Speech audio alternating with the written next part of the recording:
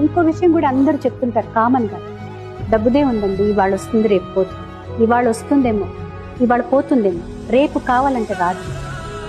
డబ్బు ఒక మంచి ఎనర్జీ, దాన్ని మనం ఎంత జాగ్రత్తగా వాడుకుంటే నువ్వు బాగుపడచ్చు, నలుగురిని బాగు చేయొచ్చు.